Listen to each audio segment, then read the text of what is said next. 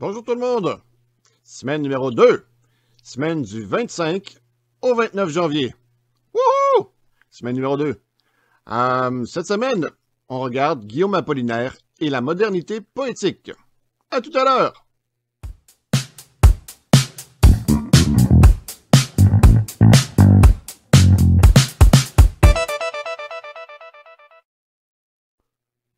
Le plan de match, on y va. Donc on y va. Oui, le plan de match. Qu'est-ce qu'on a à regarder cette semaine? Donc, le plan de match. La capsule linguistique, on va regarder une petite difficulté, c'est sur la ponctuation. Ça tombe bien, on va parler de ponctuation aussi dans la théorie. Ensuite, numéro 2, théorie autour d'Apollinaire. D'abord, on a le contexte socio-historique, dans quel environnement a grandi Apollinaire, qu'est-ce qu'il a vu de Paris. Et puis ensuite, quelles sont ses inventions littéraires? Pourquoi est-ce qu'on le qualifie de moderne dans la poésie française? Ensuite, je vous amène au musée, le musée d'Homme. On va aller regarder des œuvres d'art. Passez au salon. Ensuite, l'atelier de la semaine. Donc, rappel de ce qu'il faut faire cette semaine. Et à la toute fin, on va se poser une question sur un poème d'Apollinaire. On va essayer de trouver le réel, le langage et l'imaginaire. Voilà, c'est parti pour le cours sur Apollinaire. On y va! À tout à l'heure!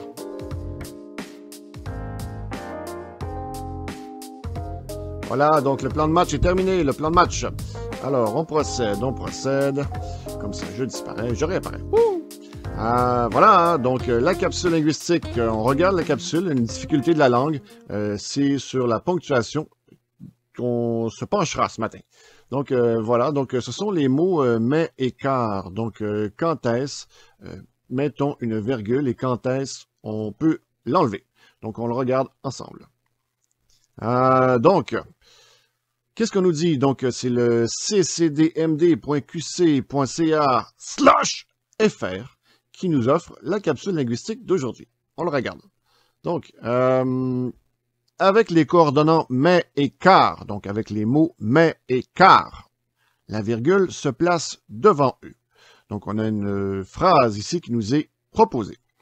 Le phénomène des bandes de Luders était facilement observable, virgule, car la calamine, un mot nouveau, a craqué en surface.